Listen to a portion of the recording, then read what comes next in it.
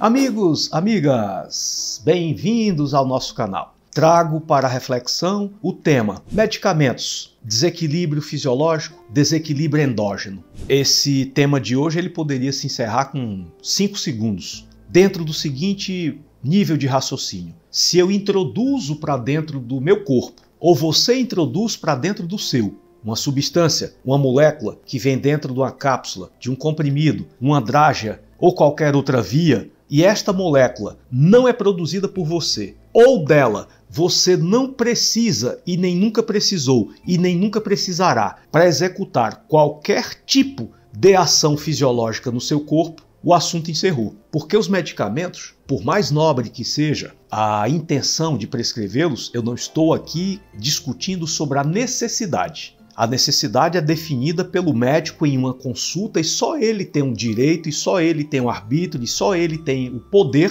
de definir se é aquilo ou não necessário para aquela pessoa.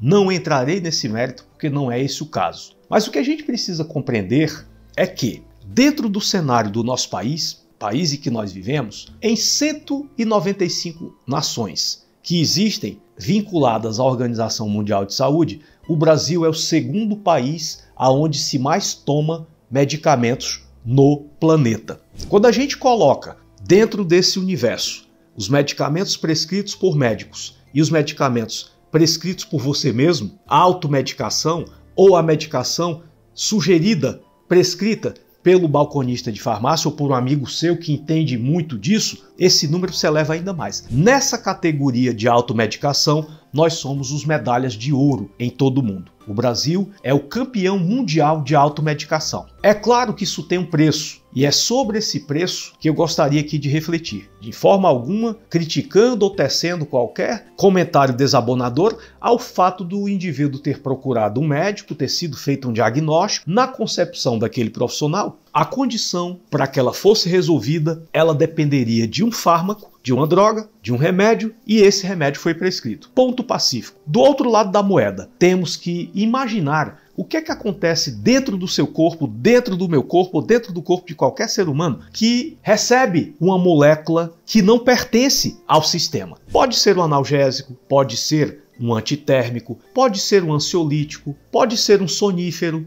um antiácido, um antibiótico, um anticoncepcional. Qualquer droga tem o mesmo princípio. Essas moléculas farmacológicas não existem e nem nunca existiram dentro do corpo humano. Conclusão: quando essas substâncias entram no nosso corpo, elas são prontamente reconhecidas como impróprias, alienígenas, não pertencentes ao sistema. E nós temos um grande laboratório no nosso corpo, chamado fígado, constituído de células ultra especializadas chamadas hepatócitos. E esses hepatócitos, ao reconhecerem a presença dessa molécula estranha, vão lançar um conjunto de ferramentas sobre aquela droga para modificá-la. É o processo de metabolização hepática dos medicamentos. Todos os remédios, sem nenhuma exceção, de um AS a um remédio controlado, passam pelo mesmo processo, seguem o mesmo caminho. É introduzido pela via oral ou pela via injetável, vai circular, vai para o fígado, vai ser capturado, vai ser conjugado, e essas drogas vão passar por 2 fases. A fase de metabolização 1, onde são conjugados com uma molécula chamada ácido glicurônico, e a partir daí, fase de metabolização 2, onde elas são modificadas e são distribuídas pelo nosso corpo. Ao serem introduzidas, reconhecidas como estranhas, modificadas e metabolizadas no fígado, todos os remédios, sem nenhuma única exceção, produzem efeitos colaterais, produzem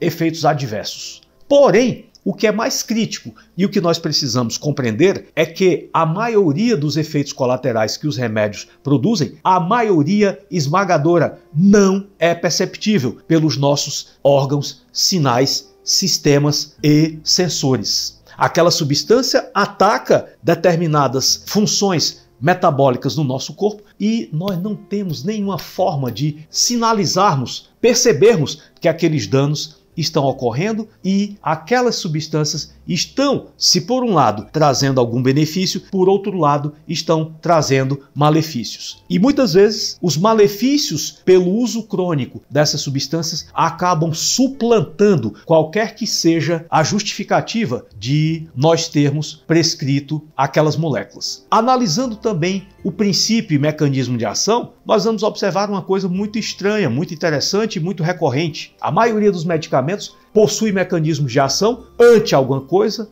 bloqueadora disso, bloqueadora daquilo, inibidora não sei de que mais, o que significa essas drogas atuam adulterando reações fisiológicas normais dentro do nosso corpo, impedindo que uma enzima seja produzida, impedindo que uma proteína seja expressa, impedindo que um vaso se contraia, impedindo que o corpo libere ou absorva uma determinada substância, o que agrava ainda mais o potencial iatrogênico dessas moléculas. O que é iatrogênico? É uma coisa causada de forma deliberada. Eu sei que aquilo vai causar um problema e ainda assim prescrevo. Pois bem, quero deixar aqui para a reflexão final que eu não sou contra medicamentos. Não é essa a filosofia do tema que eu trouxe hoje aqui para a discussão. Eu sou contra a falta de reflexão quando se prescreve e quando se usa medicamentos. E deixo aqui alguns pontos para que nós pensemos sobre a utilidade real dos remédios. Primeiro, medicamentos regularmente prescritos por médicos já respondem pela terceira causa de mortalidade nos Estados Unidos e no Brasil. Efeitos colaterais que levam à morte só estão perdendo hoje para o infarto e para o câncer. Esse é um ponto importante de reflexão. Medicamentos, se por um lado estão trazendo alguns benefícios, por outro lado estão matando pessoas. Segundo, quando eu recebo um medicamento, essa substância existe dentro do meu corpo? É a segunda pergunta importante. Reflexão.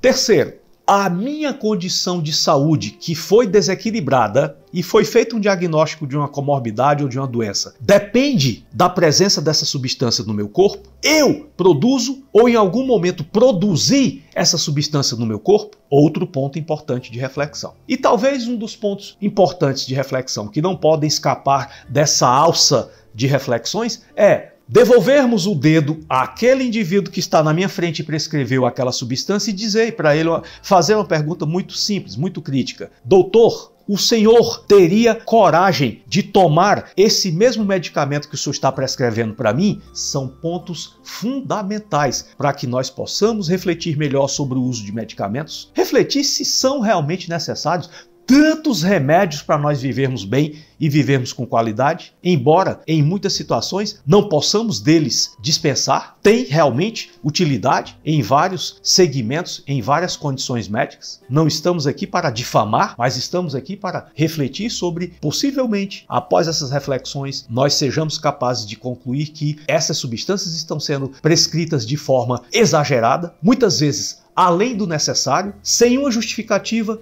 e muitas vezes apenas para controlar efeitos e nunca para debelar as causas reais dos problemas e das doenças. Muito obrigado e que essa reflexão tenha sido de utilidade para todos que assistiram esse vídeo. Forte abraço.